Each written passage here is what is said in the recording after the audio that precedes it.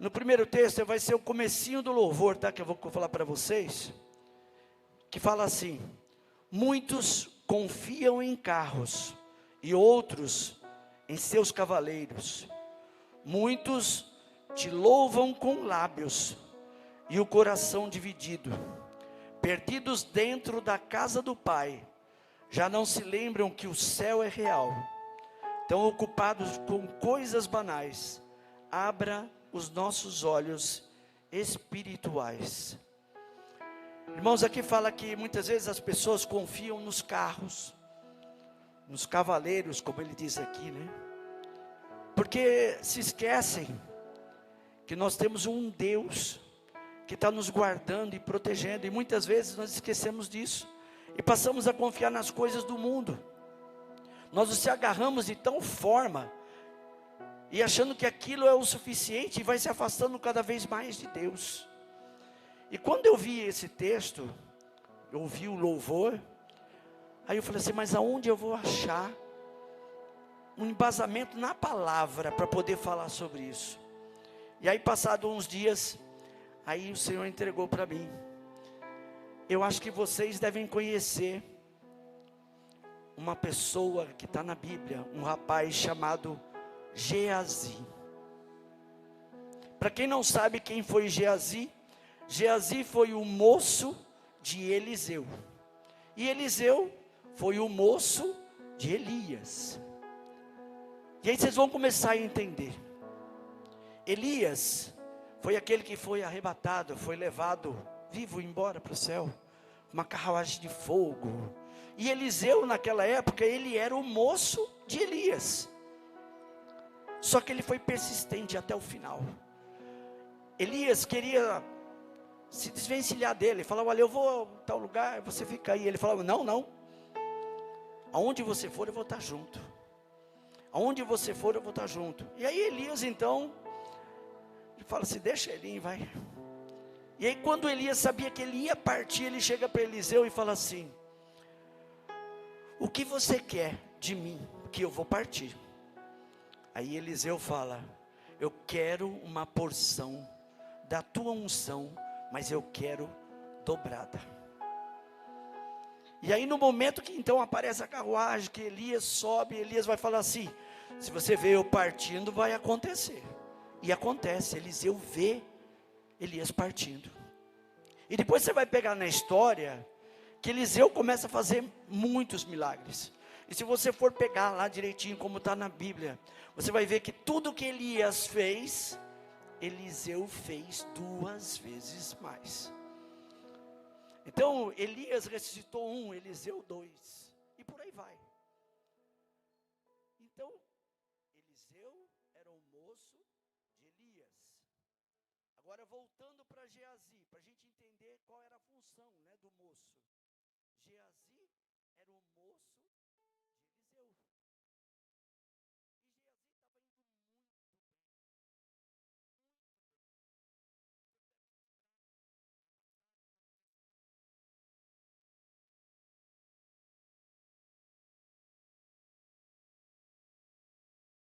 Tem um lugar para ele descansar.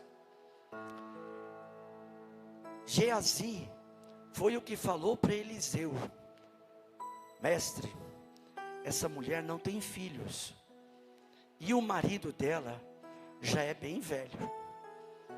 Então Eliseu falou assim, então eu vou dar um filho para ela.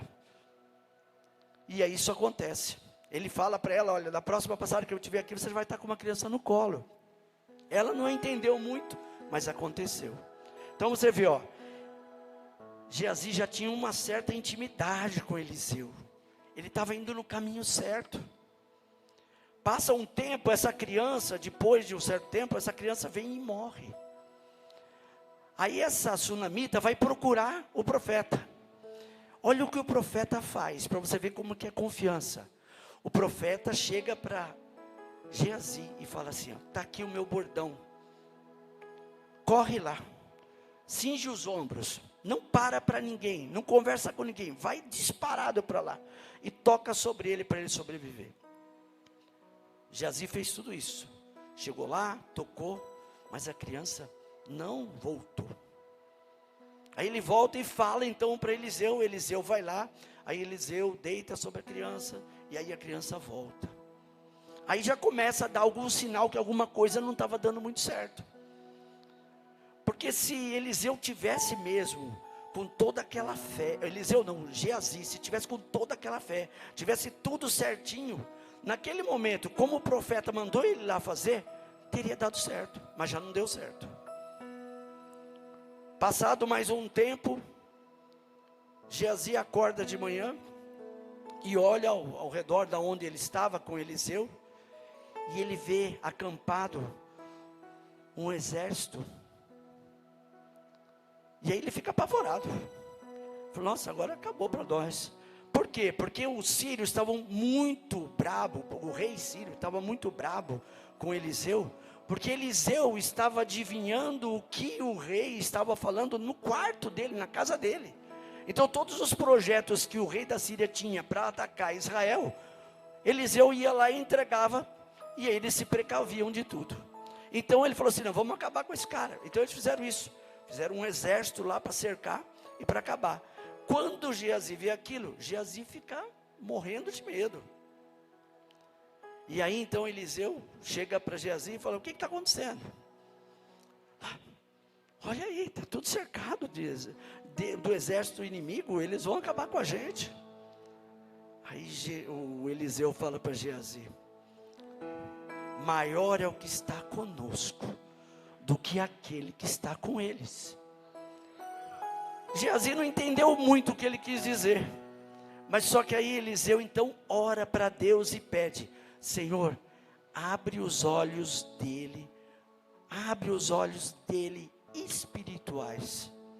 E aí então Eliseu mostra para Geazi, olha lá. Aí Geazi olha sobre as montanhas, um monte de carruagens de fogo, cavaleiros e tudo, um exército enorme celestial. Aí ele passou a entender, falou, nossa, realmente, eles são muito mais do que esses que estão aqui.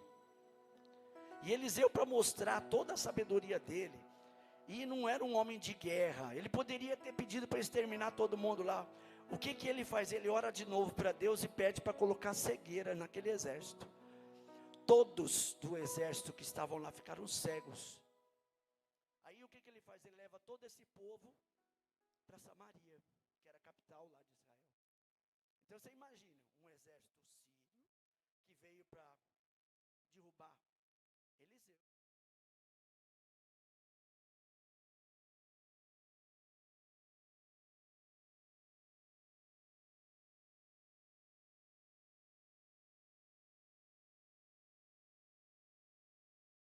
No meio do QG dos inimigos. E agora?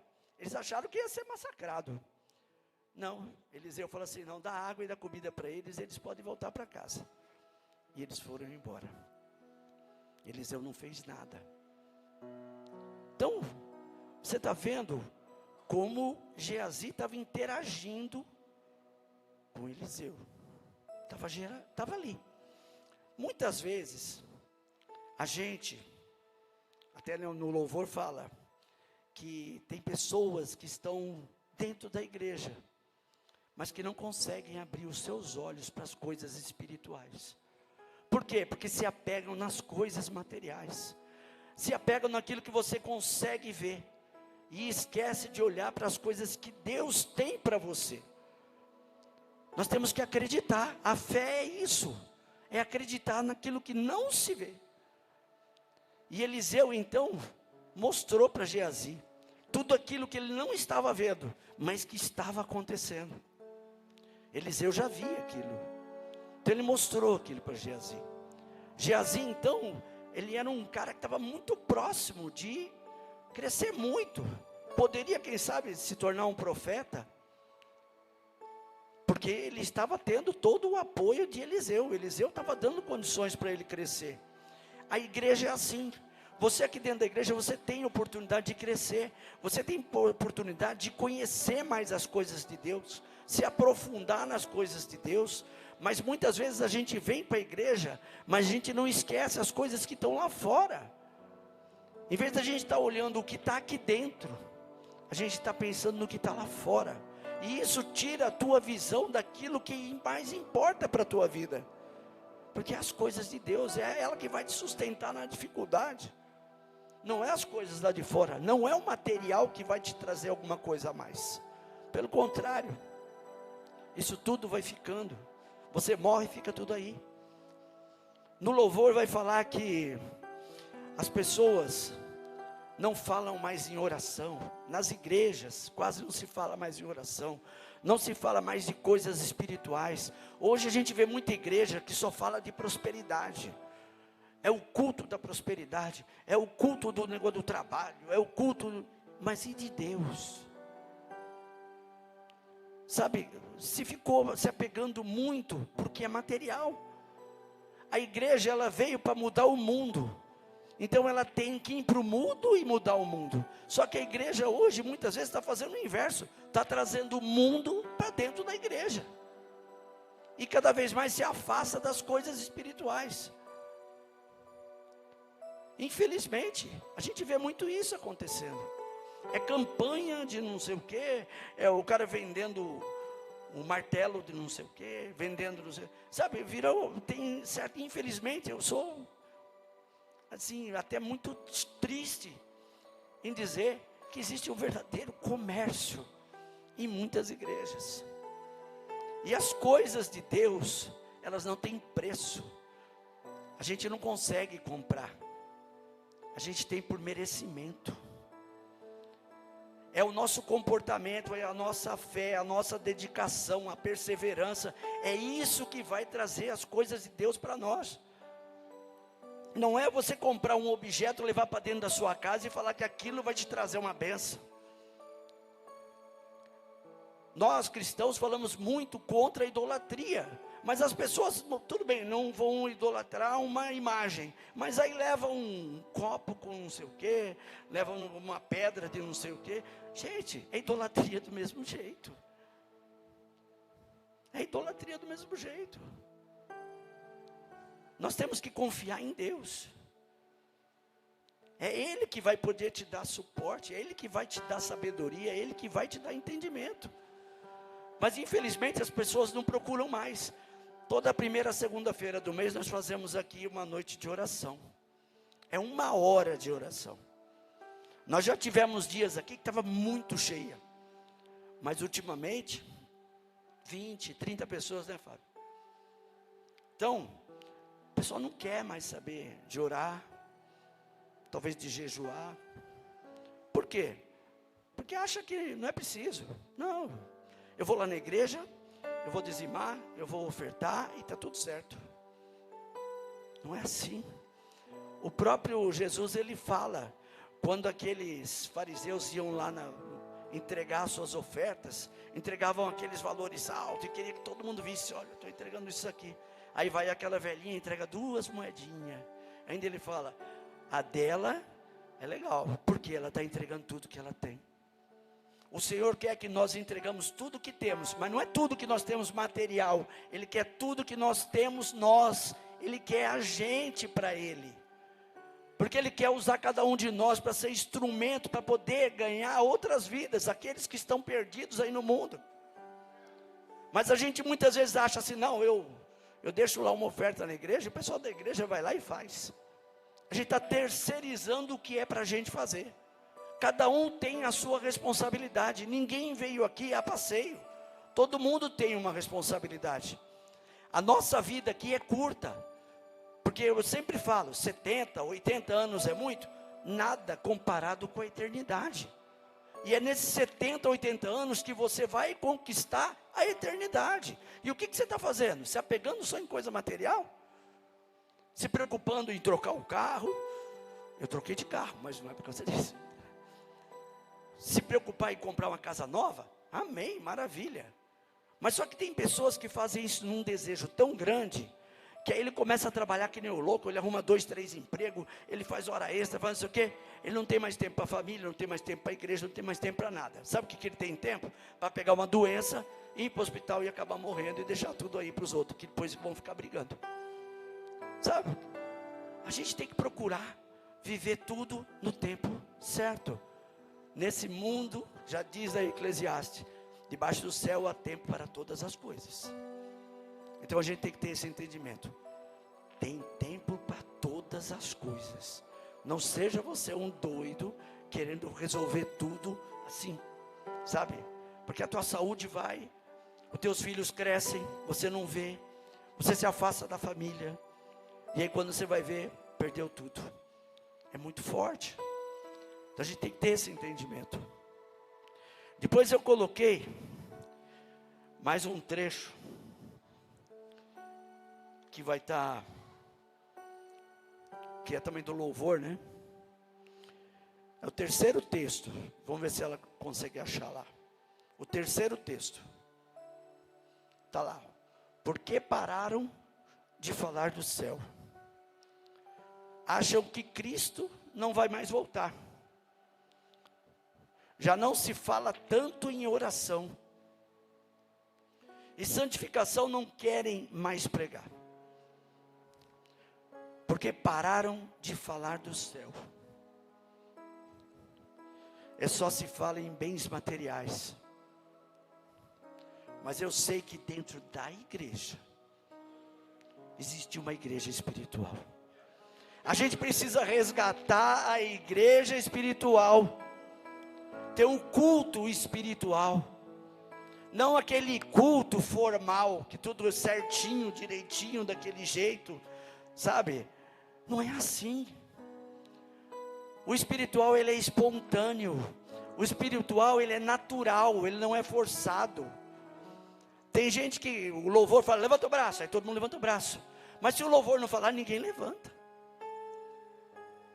Ou então, o pastor chega, posso ouvir um glória a Deus? Aí todo mundo, glória a Deus. Mas se ele não falar isso, ninguém dá glória a Deus.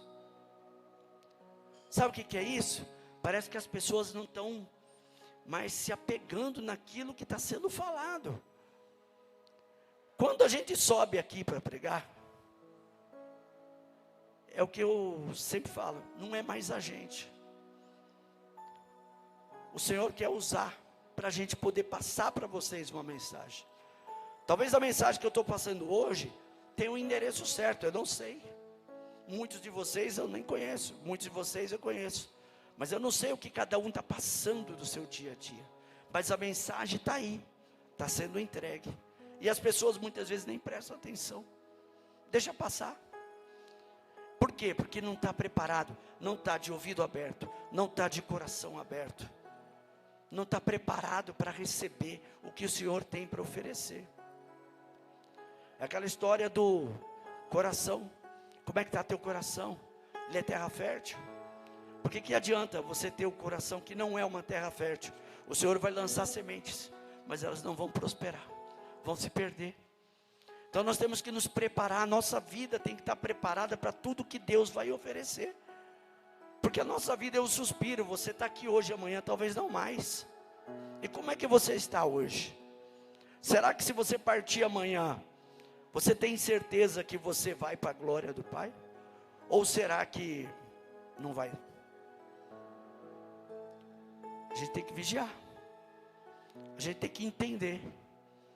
Se desapegar das coisas materiais. Porque quando você for, você não vai levar nada. Nada. Vai ficar tudo aí. E o que você vai receber lá? Será que você está garantindo alguma coisa? Alguns cristãos, crentes mais antigos falavam que toda vez que você ganhava uma alma para o Senhor, você juntava uma pedrinha na tua coroa. Quantas pedrinhas você tem na sua coroa? Será que você está fazendo o verdadeiro ID? Porque o ID é isso.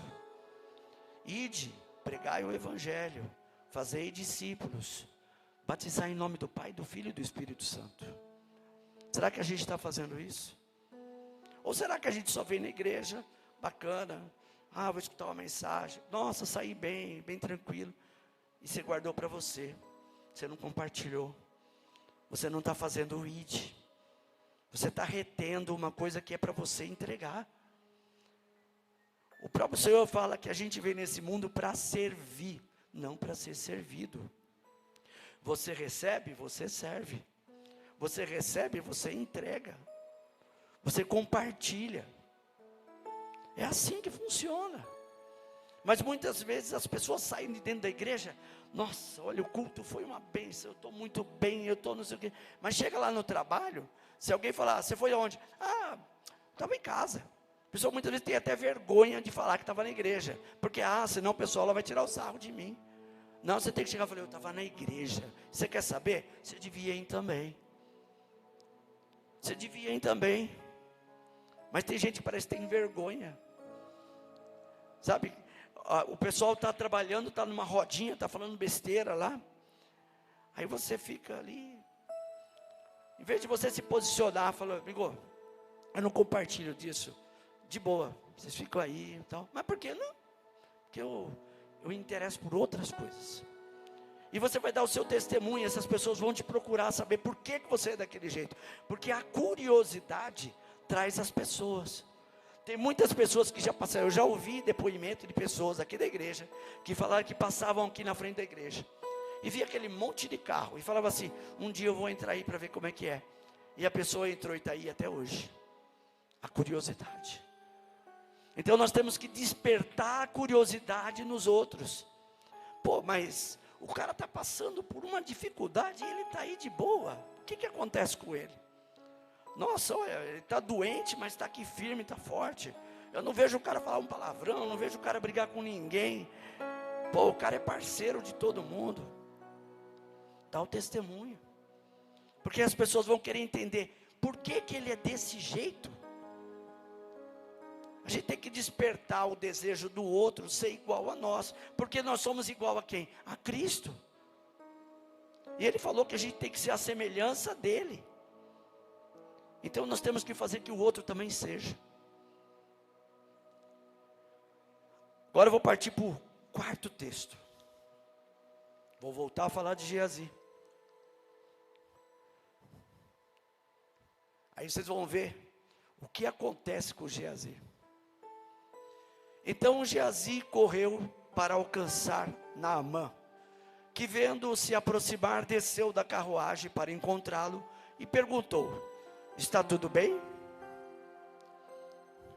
Geazi respondeu, sim, tudo bem, mas o meu Senhor enviou-me para dizer que 2 jovens discípulos dos profetas acabaram de chegar, vindos dos montes de Efraim. Por favor, deles 35 quilos de prata e 2 mudas de roupas finas. Claro, respondeu Naamã, leve 70 quilos. Ele insistiu com Geazi para que os aceitasse, e colocou os 70 quilos de prata em 2 sacolas, com as 2 mudas de roupas, entregando tudo a 2 de seus servos, os quais foram à frente de Geazi, levando as sacolas. Quando Geazi chegou à colina onde morava, pegou as sacolas das mãos dos servos e as guardou em casa, mandou os homens de volta e eles partiram. Depois entrou e apresentou-se ao seu senhor, Eliseu, e esse perguntou, onde você esteve, Geazi? Geazi respondeu, teu servo não foi a lugar nenhum. Mas Eliseu lhe disse, você acha que eu não estava com você em espírito, quando o homem desceu da sua carruagem para encontrar-se com você? Esse não era o momento de aceitar prata nem roupas, nem de cobiçar olivais, vinhas, ovelhas, bois, servos e servas. Por isso, a lepra de Naamã atingirá você e os seus descendentes para sempre. Então Geazi saiu da presença de Eliseu, já leproso, parecendo neve. Você viu o que aconteceu com Geazi? O cara que eu falei que estava indo muito bem, que Eliseu já estava postando umas fichinhas nele, ele falou, não, esse cara vai dar certo.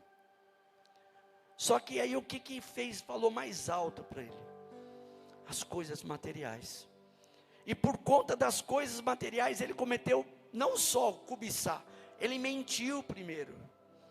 Porque ele fala que o mestre tinha mandado ele lá.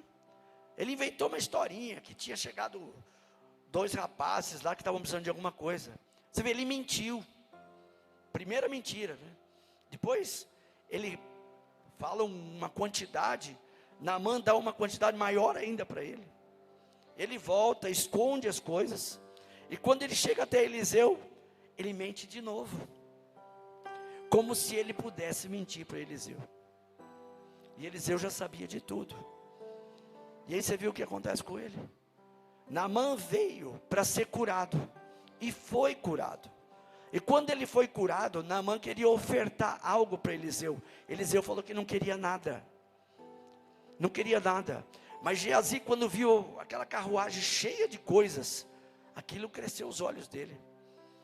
Ele tinha todos os bens espirituais junto com Eliseu, mas ele trocou tudo aquilo que ele tinha na casa do mestre dele por coisas materiais. E ele foi atrás, ele mentiu. E aí o que aconteceu? A lepra que foi curada de Naamã veio para ele. E Eliseu ainda lança uma praga sobre ele e a família dele toda, falando que todos teriam lepra. E foi tão imediato que fala, quando ele sai da presença de Eliseu, ele já sai branco, como se fosse neve. Quantos de nós, muitas vezes estamos tão firmes como Geazi estava, e muitas vezes nós encontramos aí pela rua, desviados dos caminhos do Senhor, fazendo coisas que desagradam ao Senhor, pessoas que tinham tudo para ter um grande ministério, pessoas que poderiam estar servindo na casa do Senhor, que até começaram a fazer a obra, mas por causa da cobiça das coisas de lá do mundo, acabaram trocando o que era o espiritual pelo que era o material. Eliseu tentou abrir os olhos de Geazi, abriu até os olhos de Geazi, mas não foi o suficiente, porque dentro de Geazi, alguma coisa já falava mais alto. Foi o que eu falei para você, quando ele foi tentar ressuscitar aquele menino, ele não conseguiu. Por quê? Porque talvez ali dentro, como no próprio louvor fala, que tem pessoas que adoram com os lábios, mas não é com o coração. Geazi muitas vezes fazia tudo aquilo do lado de Eliseu, mas não era de coração. Talvez era por um interesse, talvez era pelo status de poder estar do lado do profeta, do homem de Deus. Só que muitas vezes ele não era autêntico, não era o que ele sentia no coração dele. Tanto é que quando o inimigo vê essa possibilidade, o inimigo vai criar situações para tentar te derrubar. Você pode estar firme na igreja, você pode estar forte na igreja, mas tem que vigiar. É todo dia pedir para Deus: Senhor, me torna mais forte. Senhor, me torna mais forte. Porque quanto mais você crescer dentro do seu ministério, dentro das coisas de Deus, mais o inimigo vai tentar sobre a vida. Ele vai saber onde é o teu ponto fraco. E ele descobriu que Geazi era o material, era o dinheiro. Ele queria prosperar. Eliseu, quando foi ser o moço de Elias, a primeira coisa que ele faz, ele mata os boi que ele tinha lá na fazenda. Ele pega tudo aquilo que era de arado e faz para poder ofertar. Ele abriu mão do que ele tinha para seguir Elias. Ele foi autêntico, era o coração dele, aquilo já ardia no coração dele. Mas Geazi, apesar de fazer tudo aquilo que ele fez, Eliseu entregar toda a confiança que entregou a ele, mas dentro do coração dele ainda tinha algo que batia mais forte. E quando surgiu a oportunidade, aí ele fraquejou.